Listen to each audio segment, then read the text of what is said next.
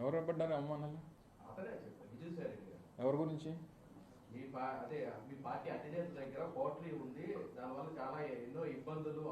జగన్మోహన్ రెడ్డి గారి క్వార్టరీ. జగన్మోహన్ రెడ్డి గారి క్వార్టరీ అంటే ఈ రాష్ట్రంలో వైఎస్ఆర్ కాంగ్రెస్ పార్టీ కార్యకర్తలు. జగన్మోహన్ రెడ్డి గారి క్వార్టరీ అంటే ఈ రాష్ట్రంలో వైఎస్ఆర్ కాంగ్రెస్ పార్టీ మొదటి నుంచి 14 సంవత్సరాలుగా జగన్మోహన్ రెడ్డి గారి కోసం, పార్టీ కోసం కష్టపడి పనిచేస్తున్నటువంటి కార్యకర్తలే జగన్మోహన్ రెడ్డి గారి క్వార్టరీ. నిజంగా క్వార్టరీలు సరే పోనీ ఎవరో ఏమన్నారనేటువంటిది పక్కన పెడదాం. ఏ రాజకీయ పార్టీలో ఏ నాయకుడి పక్కన క్వార్టరీ ఉండదు చెప్పండి? చంద్రబాబు నాయుడు పక్కన క్వార్టరీ లేదా? అది రాజకీయం కాదు, అసలు ఏ ప్రొఫెషన్లో క్వార్టరీ ఉండదో చెప్పు. ఉదాహరణకు మీ ఏబిఎన్ ఉంది, మీ రాధాకృష్ణ గారి చుట్టూ క్వార్టరీ ఉండదా? ఉంటుంది కదా. ఇగో మా విశాఖపట్నంలో రామకృష్ణ ఇలా చేస్తున్నాడు, లేకపోతే ఇంకో దగ్గర ఇంకోటి ఇలా చేస్తున్నాడు చెప్పేవాడు చేసేవాడు ఉండడా చెప్పు. సో క్వార్టరీలు అనేటువంటివి ఈ ప్రజాస్వామ్యంలో, ఈ వ్యవస్థలు అన్నింటిలోని ప్రతి స్థాయిలో, ప్రతి వ్యవస్థలో, ప్రతి దగ్గర ఉండేటువంటిది. సరే, ఆ క్వార్టరీల గురించి ఎవరు మాట్లాడాలి? దూరం నుంచి చూసిన వాళ్ళు, లేకపోతే ఆ క్వార్టరీలో లేని వాళ్ళు మాట్లాడాలి తప్ప మొన్నటి వరకు ఆ క్వార్టరీలో ఉన్నటువంటి మనం మాట్లాడితే ఎలా చెప్పు? ప్రజలు హర్షిస్తారా? ఒప్పుకుంటారా? సో ఇవన్నీ కూడా ఆలోచించి మాట్లాడుంటే బాగుండేది. సరే, ఇంకా పార్టీ నుంచి రాజీనామా చేసి వెళ్ళిపోయిన తర్వాత అంతకంటే ఇదిగా మాట్లాడతారని అనుకోవడం మన అమాయకత్వం అంతే. ఎవరి మనసు తిరిగింది? ఎందుకు విరిగిపోయింది? ఇంకెవరి మీద ఎప్పుడన్నా ఇంకొల మీద ప్రేమ పుడితే మన మనసులు ఇరిగిపోతుంటాయి. అదే మాకు తెలియాలి. నువ్వు ఆయన అడగాలి, నేనే చెప్తాను. చేసుంటారు. పార్టీలో పనిచేసినప్పుడు వివిధ హోదాల్లో, వివిధ స్థానాల్లో పనిచేస్తుంటాం. ఇప్పుడు నీకు ఒకరి మీద మనసు ఇరిగిపోయిందని అంటే ఇంకొల మీద ప్రేమ పుడితేనే ఇక్కడ మనసు ఇరిగిపోద్ది. అది ఎవరి మీద ప్రేమ పుట్టిందో, ఎవరి మనసు దేనికి ఇరిగిపోయిందో అనేటువంటి త్వరలో తెలుస్తాయి మనకి. అవన్నీ చూస్తాం కదా రాజకీయాల్లో. నిన్న కూడా వారు మాట్లాడుతూ చెప్పారు. ఏం చెప్పారు? ఈ రోజు వరకు ఏ నిర్ణయం తీసుకోలేదు అంటే, ఈ రోజు అంటే నిన్నటి వరకే కదా. సరే, నేను అవన్నీ నా నిర్ణయం కాదు కదా. సో ఏదేమైనప్పటికీ మనసు విరిగిపోవడానికి, లేకపోతే ఇంకోటి అయిపోవడానికి వైఎస్ఆర్ కాంగ్రెస్ పార్టీలో ఉన్నంతకాలం అత్యంత కీలకమైనటువంటి స్థానాల్లో వారు పనిచేశారు. సరే, వారు మాట్లాడినప్పుడు, ఢిల్లీలో మాట్లాడినప్పుడు నేను ఇంక రాజకీయం మాట్లాడదలుచుకోలేదు, వ్యవసాయం మాత్రమే చేస్తానని చెప్పారు. సరే, అలాగే అనుకున్నాం. మరి నిన్నటి పరిస్థితులు అయితే దానికి భిన్నంగా కనిపించాయి నాకైతే. సో నిన్న భిన్నంగా కనిపించిన తర్వాత ఈ కొత్త మాటలన్నీ మనసు ఇరిగిపోయింది, లేకపోతే ఇంకోటి అయింది అన్న తర్వాత ఇంకో మీద ప్రేమ పుడితేనే మనసు ఇరిగిపోవాలి. మరి అంటే నా వ్యక్తిగతమైనటువంటి అభిప్రాయం. అది మరి నాకేం తెలుసు? నేనేం చెప్తాను? నువ్వు ఎవరిని ప్రేమిస్తున్నావు నాకేం తెలుసు చెప్పు? నేను జగన్మోహన్ రెడ్డి గారిని ప్రేమిస్తున్నాను. మరి నేను ఆయన ప్రేమిస్తున్నాను, నేను అది చెప్పగలను. కానీ నువ్వెవరిని ప్రేమిస్తున్నావు నేనే చెప్తాను.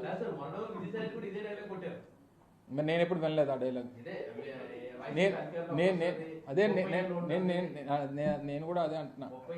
ఇప్పుడు రాజకీయాల్లో మొన్న జరిగినటువంటి పరిణామాలు, వచ్చినటువంటి ఫలితాల తర్వాత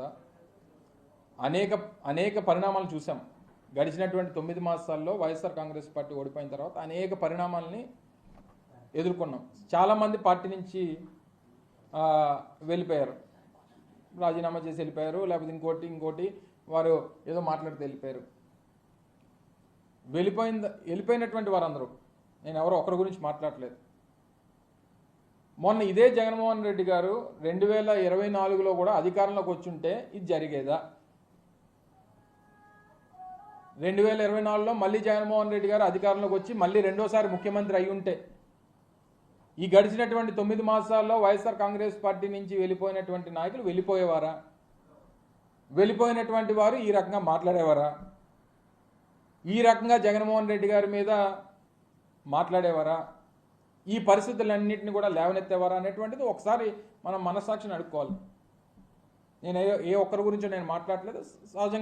సహజంగా రాజకీయ పరిస్థితుల గురించి నేను ప్రస్తావిస్తూ ఉన్నా. సో వెళ్ళిపోయినటువంటి వారు ఇంతకంటా ఇదిగా మాట్లాడతారనుకోవడం మా అమాయకత్వం, మీ అమాయకత్వం. అందుకే సార్ అసలు వ్యవసాయం చేసుకుంటా ఉంటారు కానీ ఒకవైపు మీకు సాయం చేసేటట్లే కనిపిస్తున్నారు. ఇంకోటి అంటారు ఎందుకంటే మీకా జగన్మోహన్ రెడ్డి అధికారంలో రావాలని కోరుకుంటున్నారట కదా. ఎవరన్నారు? నేను అది వినలేదు.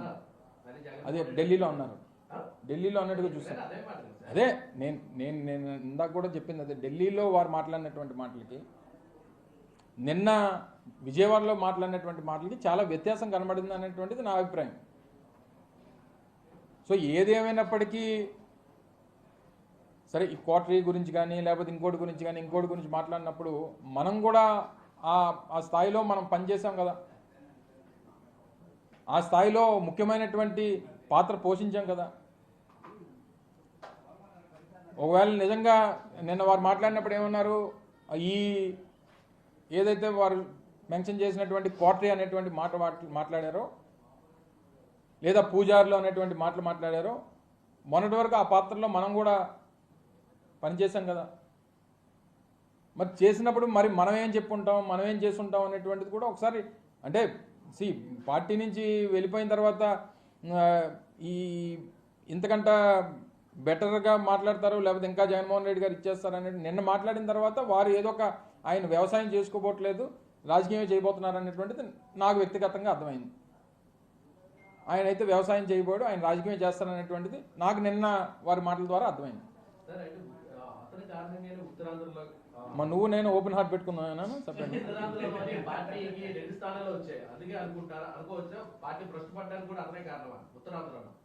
మొన్న చంద్రబాబు నాయుడుకి 2019లో 23 స్థానాలు వచ్చాయి. సరే, ప్రతిపక్ష హోదా రావచ్చు, ఓట్లు ఎన్ని వచ్చాయి చూసాం, అన్నీ జరిగాయి. సరే పక్కన పెట్టి ఇవన్నీ ఏదేమైనప్పటికీ ఎన్ని సీట్లు వచ్చాయి ఏది వచ్చాయి అనేటువంటి పక్కన పెట్టేస్తే అధికారం ఉన్నప్పుడు ఒకలాగా, అధికారం లేనప్పుడు ఒకలాగా. రాజకీయాల్లో అందులోని ప్రజాస్వామ్యంలో ఎప్పుడూ అధికారం అనేటువంటిది మనతో ఉండిపోదు కదా. ఒకసారి ప్రతిపక్షంలో ఉంటాం, సరే జరిగినటువంటి పొరపాట్లు ఏమైనా అంటే సరిదిద్దుకుంటాం, ప్రజల్లోకి వెళ్తాం, ప్రజలకు చెప్పుకుంటాం, మళ్ళీ అవకాశం ఇస్తారు ప్రజలు. It's a continuous process. ఒకసారి ప్రతిపక్షం, ఒకసారి రాత్రిపూట పగలొస్తుంది, పగలిపోతే రాత్రి వస్తుంది. దాని గురించి ఎక్కువగా మనం ఆలోచన చేసి దాని గురించి పొరపాటు చేసుకొని అమ్మో అధికారం పోయింది కదా. ఇప్పుడు సొసైటీలో కూడా ఏమైపోయిందనంటే, అంటే రాజకీయాల్లో మూడు పార్టీలు ఉన్నాయి ఇప్పుడు. అంటే ఒకటి కూటమి అనుకో, ఆ 3 పార్టీలు కలిపి ఒకటి. గ్రామాల్లో కానీ మధ్య మనం చూస్తున్నాం రాజకీయాల్లో వైఎస్ఆర్ కాంగ్రెస్ పార్టీ ఒక వర్గం ఉంటే, తెలుగుదేశం పార్టీ మిగిలిన రాజకీయ పార్టీలు ఒక వర్గం ఉంటే, అధికార పార్టీ వర్గం ఒకటి తయారైంది కొత్తగా. అంటే వాళ్ళకి పార్టీలతో పని లేదు, ఏ పార్టీ అధికారంలో వస్తే ఆ పార్టీ. ఇది అధికార పార్టీ బ్యాచ్ ఇది. వీళ్ళకి ఏంటంటే వీళ్ళు ఏ పార్టీ అధికారంలో ఉంటే ఇంకా వాళ్ళు అంటే ఒక సెకండ్, ఒక నిమిషం మనం అధికారం లేకుండా ఉండలేమనేటువంటిది. అంటే వాళ్ళకి ఫైటింగ్ నేచర్ కానీ లేకపోతే ఫైట్ చేయాలనేటువంటి తపన కానీ లేకపోతే ప్రజల పక్షాన్ని నిలబడాలి, ప్రతిపక్షం చూడాలనేటువంటి ఆలోచనలు కొంతమందికి ఉండవు. అందుకనే గడిచినటువంటి 9 మాసాలుగా అనేక మంది ఈ పార్టీ నుంచి వెళ్ళిపోయినటువంటి వారు అనేక కారణాలు చెప్పి వెళ్ళిపోతూ ఉన్నారు. ప్రతిదానికి ఏంటి వాళ్ళకి ఉన్నటువంటి కారణం జగన్మోహన్ రెడ్డి గారు. జగన్మోహన్ రెడ్డి గారిని బూచికిని చూపించి వెళ్ళిపోయేటువంటి ప్రయత్నం. సరే, ఇంక వెళ్ళిపోయినప్పుడు వేరే ఎంతకంటే ఇదిగా మాట్లాడతారని కూడా మన అమాయకత్వం అంతే.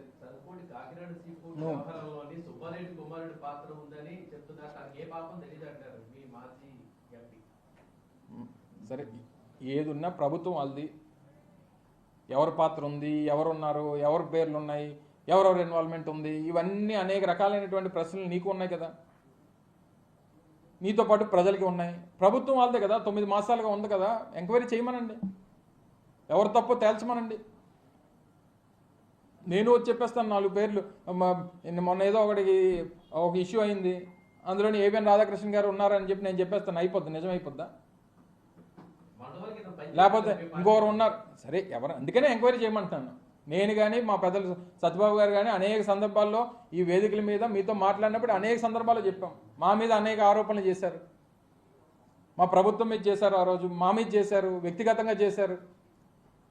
ఎంక్వైరీ చేయండి. పార్టీ మీరే అధికారంలో ఉన్నారు కదా, ప్రతిపక్షంలో ఉండి ఆరోపణలు చేయడం వేరు, అధికార పార్టీలో ఉండి ఆరోపణలు చేయడం అనేటువంటిది అమాయకత్వం.